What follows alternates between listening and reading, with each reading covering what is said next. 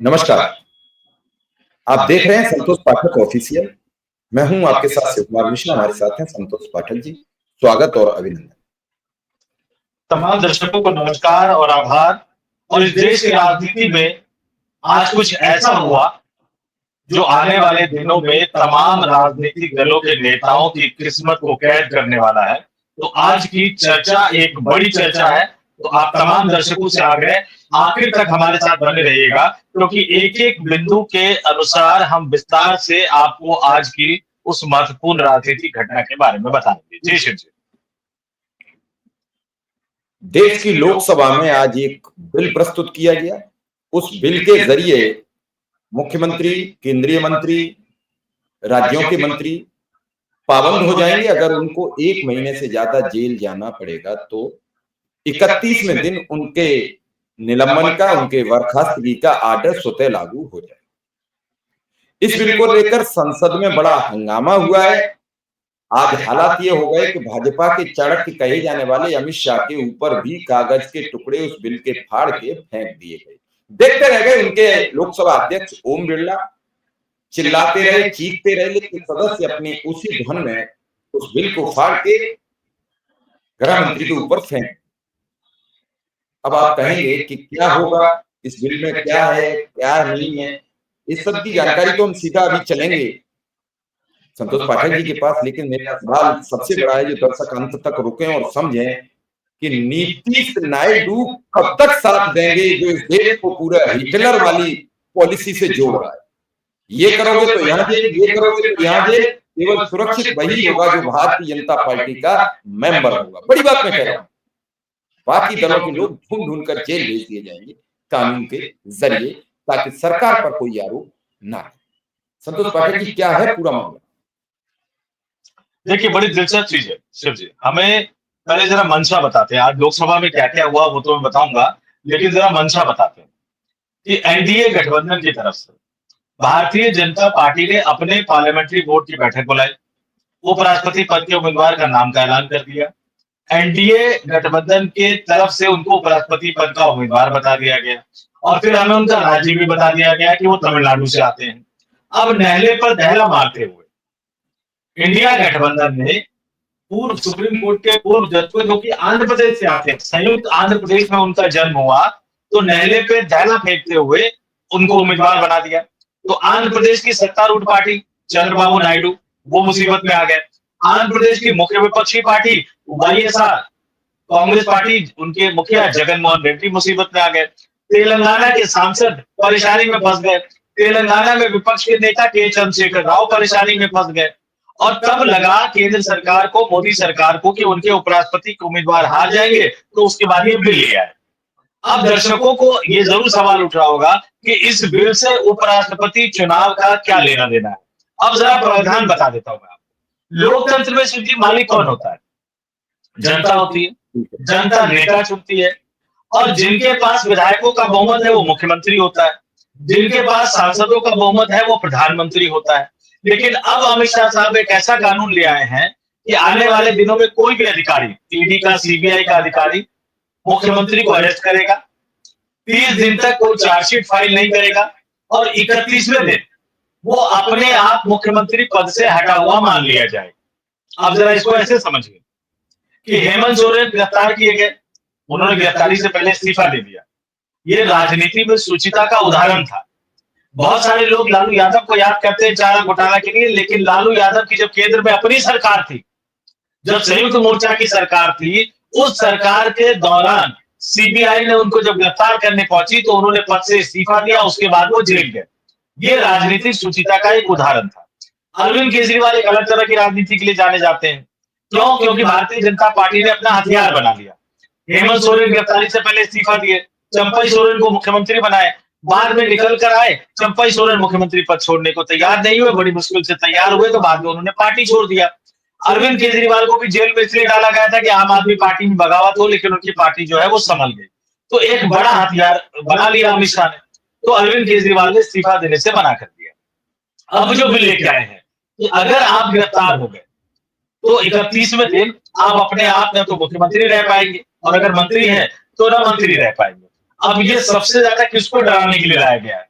क्या चंद्रबाबू नायडू को, नीतीश कुमार को, बिल्कुल। और विपक्षी शासित राज्यों के मुख्यमंत्रियों की बात भी कर लेते हैं, चाहे वो कांग्रेस के हिमाचल प्रदेश के हो, चाहे वो कांग्रेस के कर्नाटक के मुख्यमंत्री हो, या अन्य राज्यों की बात छोड़िए, कांग्रेस के तेलंगाना के मुख्यमंत्री हो, या कहीं अपने ही मुख्यमंत्री, चाहे वो उत्तर प्रदेश के क्यों ना हो, क्या उनको डराने के लिए लाया गया है?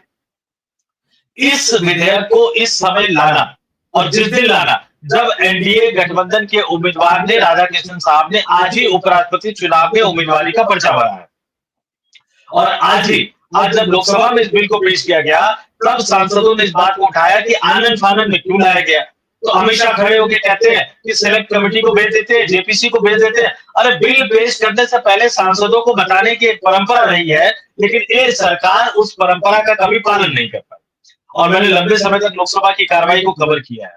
2014 में मोदी सरकार के सत्ता में आने के बाद विपक्षी राजनीतिक दलों की, मैं फिर कह देता हूं, विपक्षी राजनीतिक दलों के सांसदों की हिम्मत नहीं होती थी अमित शाह के सामने खड़े होकर बोलने की। लेकिन जब पानी सर के ऊपर से गुजर जाता है ना, तो आज अमित शाह द्वारा पेश किए गए बिल की कॉपी को फाड़कर अमित शाह के चेहरे पर उड़ाने की हिम्मत अगर विपक्षी राजनीतिक दल को आ गया है, तो ये हिम्मत क्या उत्तर प्रदेश के मुख्यमंत्री की तरफ से आई है, क्योंकि समाजवादी पार्टी के सांसद भी उसमें थे, या ये हिम्मत चंद्रबाबू नायडू और नीतीश कुमार की वजह से आई है? और हम ये क्यों कह रहे हैं कि अब पूरा का पूरा जो मामला है वो चंद्रबाबू नायडू और नीतीश कुमार के पाले में चला गया है, भारतीय जनता पार्टी के कई राज्यों के मुख्यमंत्रियों के पाले में चला गया है, क्योंकि हम और आप सभी जानते हैं आदित्यनाथ जी को इस्तीफा देने को कहा जा रहा है, वो नहीं दे रहे। हालांकि कई सारे मुकदमे उन्होंने अपने ऊपर से हटा लिए हैं, लेकिन ईडी का क्या है, सीबीआई का क्या है? कोई पुराना मामला उठाया जाएगा, योगी जी को अरेस्ट कर लिया जाएगा, 31वें दिन तक इस्तीफा नहीं देंगे तो अपने आप मुख्यमंत्री नहीं माने जाएंगे। तो ये डर सिर्फ विपक्षी शासित राज्यों के मुख्यमंत्रियों को नहीं है। कांग्रेस के कितने राज्यों में सरकार है? 3 राज्यों में सरकार है। यहां तो डर नरेंद्र मोदी के प्रधानमंत्री की कुर्सी के जो पाये बने हुए हैं चंद्रबाबू नायडू, और जो दूसरे पाये बने हुए हैं उन नीतीश कुमार को है, और जो पहले पाये बने हुए थे आज भी जो पाये बने हुए हैं, एकनाथ शिंदे उप मुख्यमंत्री हैं, कल को गिरफ्तार हो गए, 31वें दिन अपने आप हटे में माने जाएंगे। अजीत पवार है, चक्की पीसिंग देवेंद्र फडणवीस ने कहा था, बाद में वॉशिंग मशीन में आए तो साफ हो गए। और क्या क्या हुआ लोकसभा में, उसको बताना मैं आपको बहुत जरूरी समझता हूं कि एक तरफ आपकी तरफ से उपराष्ट्रपति पद के उम्मीदवार पर्चा भरते हैं, लोकसभा की कार्रवाई चल नहीं पाती, फिर 2 बजे आप खड़े होते हैं, अमित शाह सदन में इस बिल को पेश करते हैं, गवर्नमेंट ऑफ यूनियन टेरिटरीज संशोधन बिल 2025, 130वां संविधान संशोधन बिल 2025, जम्मू कश्मीर पुनर्गठन संशोधन बिल 2025। जम्मू कश्मीर पूर्ण राज्य के दर्जे की मांग कर रहा है, वो आपसे दिया नहीं जा रहा है, लेकिन अब इन तीनों बिल को पेश करते हैं। ओवैसी खड़े होकर विरोध करते हैं, कांग्रेस पार्टी की तरफ से मनीष तिवारी खड़े होते हैं, समाजवादी पार्टी की तरफ से धर्मेंद्र यादव विरोध करते हैं, कांग्रेस पार्टी की तरफ से राष्ट्रीय संगठन महासचिव केसी वेणुगोपाल विरोध करते हैं। और उसके बाद भी जब सरकार अपने रुख पर अडिग होती है, तो विपक्षी राजनीतिक दल बिल की कॉपी को फाड़कर अमित शाह की तरफ फेंक देते हैं। यानी विपक्षी राजनीतिक दल सीधे सीधे इस बिल के खिलाफ मोर्चा खोल चुके हैं। और प्रियंका गांधी ने भी इस बिल को पेश करने से पहले जब संसद भवन परिसर में पत्रकारों ने पूछा, तो प्रियंका गांधी ने सीधे सीधे कहा कि बहुत ही दुर्भाग्यपूर्ण बिल है, और आप किसी भी मुख्यमंत्री को, मंत्री को पकड़ के आप डाल दोगे जेल के अंदर, और जेल के अंदर डाल दोगे तो उसको इस्तीफा देना पड़ेगा। विपक्षी राजनीतिक दलों का सीधा सीधा कहना है कि इंडिया गठबंधन की सरकारों को गिराने के लिए जानबूझकर ये बिल लाया गया है। और मैं दर्शकों को बताता हूं आंकड़े के साथ, क्योंकि मैं आंकड़ों की बात करता हूं, और वो आंकड़े क्या बताते हैं आप जरा इसको समझ लीजिए। अरविंद केजरीवाल का उदाहरण सबको पता है, हेमंत सोरेन का उदाहरण सबको पता है, लेकिन जो सरकार का आंकड़ा है, इंडियन एक्सप्रेस की एक खबर थी कि पिछले 8 सालों में विपक्षी नेताओं के खिलाफ ईडी के मामले 4 गुना ज्यादा बढ़े हैं, 4 गुना। साल 2014 से 2022 के बीच 121 बड़े राजनेताओं से जुड़े मामलों की जांच ईडी कर रही है, और इस 121 में से हमारे दर्शकों को जान के बड़ी हैरानी होगी, इस 121 में से 115 नेता जो है वो विपक्षी राजनीतिक दल के, और जो विपक्ष को छोड़ के बीजेपी में आ जाते हैं वो वॉशिंग मशीन में धुल जाते हैं। तो ये सरकार को गिराने वाला बिल है। और अब क्या ये अधिकारी तय करेगा कि किस राज्य का कोई मुख्यमंत्री रहेगा या नहीं रहेगा? इस तरह का कानून बनाकर आप भारत के फेडरल स्ट्रक्चर को तोड़ने का काम कर रहे हैं। पाठक जी, आपको याद होगा एक बिल आया था जिसमें अगर 2 वर्ष की सदस्यता आएगी, 2 वर्ष की अगर जेल हो जाएगी, सजा हो जाएगी, तो तुरंत संसद विधायकी आपकी रद्द हो जाएगी। आपने तब आप लोकसभा कवर कर रहे हैं, मनमोहन सिंह की सरकार थी। राहुल गांधी इस बिल को बड़ी ताकत से सदन में प्रस्तुत करवाए थे। उस समय कुछ लोगों का कहना था कि लालू यादव सजा याफ्ता हो रहे थे और कांग्रेस के लोग नहीं चाह रहे थे कि उन पर जो एलिगेशन बार बार लालू प्रसाद यादव को लेकर लग रहा है वो सदन में न आए। ये सुनी बात बता रहे हैं, अब कितना सच है क्या नहीं, लेकिन उसी बिल के जरिए राहुल गांधी की सदस्यता गई। अगर वो बिल प्रस्तुत उस समय नहीं होता, पास नहीं होता, अब ये बिल जो है, क्या आप जानते हैं सत्ता किसी की रहेगी? एक जमाने में जब हम और आप सब छोटे रहे तो ये लगता था कि इंदिरा गांधी यानी कांग्रेस की सरकार कभी जाएगी नहीं। मैं ये एक की बात कर रहा हूँ, तो 414 की एक बड़े बहुमत के साथ राजीव गांधी इस देश के प्राइम मिनिस्टर थे। 89 आ गया, लोकसभा का चुनाव हुआ, वो मई का महीना था, भयंकर गर्मी, मई, और इसी महीने में लोकसभा हो रही है। परिणाम आते हैं, वीपी सिंह बोफोर्स के मामले को लेकर विपक्ष के नेहरू, अरुण नेहरू, लालू प्रसाद यादव, बैरी प्रसाद वर्मा, आपके मुलायम सिंह यादव, स्टालिन, प्रकाश सिंह बादल, देवीलाल, बाबू देवीलाल, जो अभी दुनिया में नहीं है, ऐसे करके उन्होंने पूरा एक सिस्टम बनाया और आपके उड़ीसा से बीजू पटनायक, जो बिजू जनता दल के हेड थे, नवीन पटनायक, उनके बेटे अब मुख्यमंत्री रहे, जिनका अभी स्वास्थ्य खराब है अस्पताल में। इधर और भी ढेर सारे नेता, और उस कांग्रेस की 414 की सरकार को बहुमत तक नहीं जाएगी। सरकार चली गई 414, रुकी तो नहीं। ये 303 से वापसी किया, 240 पर आ गए, लेकिन अहंकार तो कम नहीं हुआ। जनता ने अहंकार तोड़ा। अंधभक्त आज भी कह रहे जनता चुन रही, किसे चुन रही है? अरे और कोई सरकार होती तो कभी नहीं बनाते। जनता ने बहुमत नहीं दिया, हम जनता के लिए काम कर रहे थे, हिंदुत्व लाए, राम मंदिर बनाए, हमने धारा 370 आ गई, हम क्यों सरकार करें? अरे जनता ने बहुमत नहीं दिया, हम विपक्ष में बैठे। तो मैं मानता कि ये जनता के लिए काम करते हैं। मेरी बात बड़ी गंभीर टिप्पणी है, लेकिन एम कैन जोड़ तोड़ के बना लो, और जोड़ तोड़ के बनाते हैं।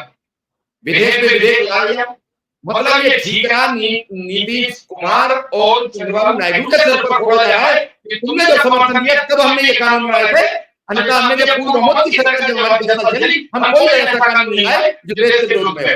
वक्फ बोर्ड, इसके पूर्व जिम्मेदार चंद्रबाबू नायडू और नीतीश कुमार, एकनाथ शिंदे, जीतनराम मांझी, चिराग पासवान, जयंत चौधरी, और जब ये आया मुख्यमंत्री और मंत्री और कैबिनेट मंत्री का, इसके भी जिम्मेदार एन चंद्रबाबू नायडू, जयंत चौधरी, चिराग पासवान, जीतनराम मांझी, नीतीश कुमार, एकनाथ शिंदे, अजीत पवार। ये मैं 10 बार जब पूर्व बहुमत की सरकार की क्यों नहीं है? क्योंकि ये सब भाजपा अपने सर पे लेना नहीं चाहती थी, उसे इसी संसार में रहना है, भारतीय जनता पार्टी को रखना है। कल वो कहेंगे कि हमारे साथ हमारे सहयोगी दलों का दबाव था कि इन बिलों को लाया जाए। अपनी छवि बचाने के लिए अपनी सभी सहयोगी दलों की छवि तार तार की जा रही है, ताकि कल कोई और भी अपने साथ जोड़े। इनको इतना गंदा बता दो, इनको इतना भयानक बता दो कि इनसे हर आदमी उसकी दूरी बना के चले। दो चीजें हैं। राहुल गांधी आज अपने उस फैसले को लेकर पछता रहे होंगे। मैं प्रेस क्लब में वो प्रेस कॉन्फ्रेंस चल रही थी, राहुल गांधी पहुंचे थे, उन्होंने अध्यादेश फाड़ दिया था, और उस समय जो उनको सलाह देने वाले लोग थे, गौर कीजिएगा एक एक नाम पर, ज्योतिरादित्य सिंधिया, जितिन प्रसाद, मिलिंद देवड़ा, जो सब राहुल गांधी के कोटे से मनमोहन सिंह की सरकार में मंत्री बने थे, आज वो कहां हैं?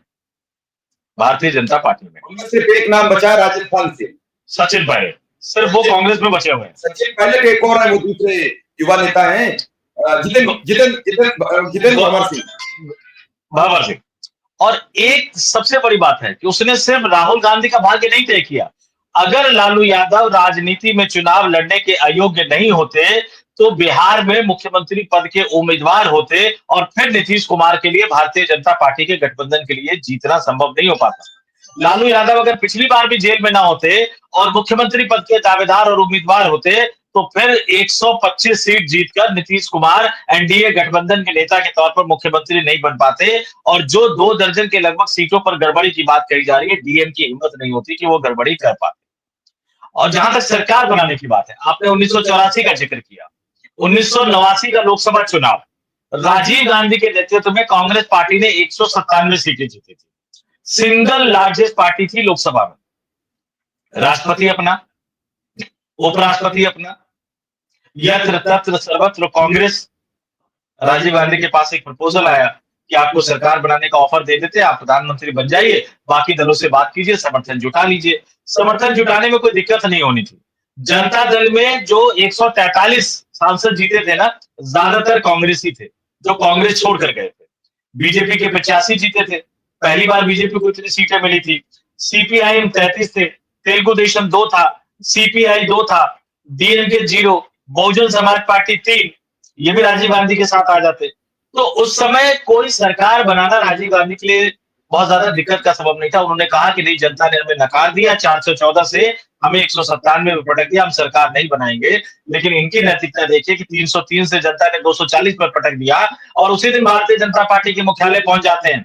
ऐतिहासिक जीत मिली, 240 को ऐतिहासिक जीत बता रहे थे, क्रेडिट लेते हुए नजर आ रहे थे।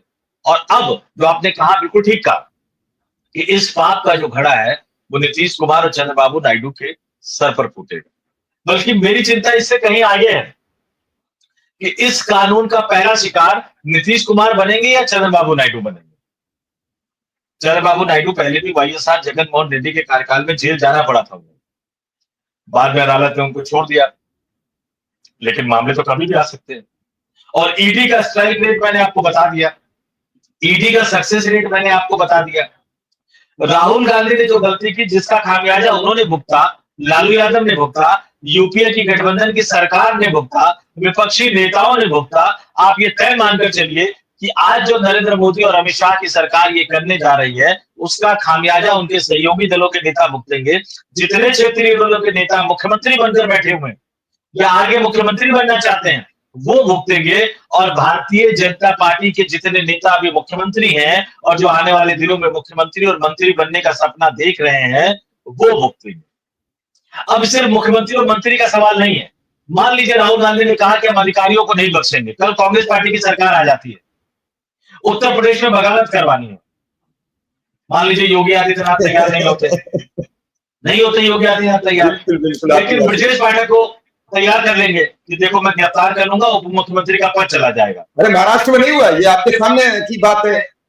महाराष्ट्र में क्या हुआ, एकनाथ शिंदे, अजीत पवार, सबके घर, वो तो होगा तब होगा, अभी तो प्रत्यक्ष गवाह है। अभी आपने ज्योतिरादित्य सिंधिया का नाम लिया, कैसे टूटे लोग। ज्योतिरादित्य सिंधिया पर दबाव था कि उनकी जो जमीन है, उनकी जो पुराने राजघराने की जमीन है, उस सब पर शिवराज सिंह ने जांच जुटा दी। अगर ज्योतिरादित्य नहीं आते तो कैसे काम चलता। ये तो सब बहाना होता है।